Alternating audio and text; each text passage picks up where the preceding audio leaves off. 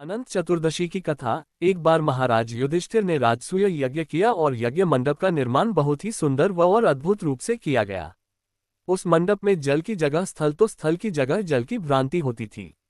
इससे दुर्योधन एक स्थल को देखकर जल कुंड में जा गिरे। द्रौपदी ने ये देखकर उनका उपहास किया और कहा कि अंधे की संतान भी अंधी होती है। इस कटुवचन से दुर्योधन बहुत आहत हुए और इस अपमान का बदला लेने के लिए उसने युधिष्ठिर को द्यूत अर्थात जुआ खेलने के लिए बुलाया और छल से जीतकर पांडवों को 12 वर्ष वनवास दे दिया। वन में रहते उन्हें अनेकों कष्टों को सहना पड़ा। एक दिन वन में भगवान कृष्ण युधिष्ठिर से मिलने आए। युधिष्ठिर ने उन्हें सब हाल बताया और इस विपदा से निकलने का मार्ग भी पूछा। इस पर भगवान कृष्ण ने उन्हें अनंत चतुर्दशी का व्रत करने को कहा और कहा कि इसे करने से खोया हुआ राज्य भी मिल जाएगा। इस वार्तालाप के बाद श्री कृष्ण जी युधिष्ठिर को एक कथा सुनाते हैं। प्राचीन काल में एक ब्राह्मण था, उसकी एक कन्या थी जिसका नाम सुशीला था। जब कन्या बड़ी हुई तो ब्राह्मण ने उसका विवाह कौंडिन्य ऋषि से कर दिया।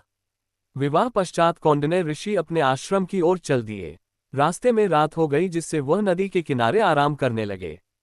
सुशीला के पूछने पर उन्होंने अनंत व्रत का महत्व बता दिया। सुशीला ने वही व्रत का अनुष्ठान कर 14 गांठों वाला डोरा अपने हाथ में बांध लिया। फिर वह पति के पास आ गई। कौंडिन्य ऋषि ने सुशीला के हाथ में बांधे डोरे के बारे में पूछा तो सुशीला ने सारी बात बता दी। कौंडिन्य ऋषि सुशीला की बात से अप्रसन्न हो गए। उसके हाथ में बंधे डोरे को भी आग में डाल दिया। इससे अनंत भगवान का अपमान हुआ, जिसके परिणामस्वरूप कौंडिन्य ऋषि की सारी संपत्ति नष्ट हो गई। सुशीला ने इसका कारण डोर का आग में जलाना बताया।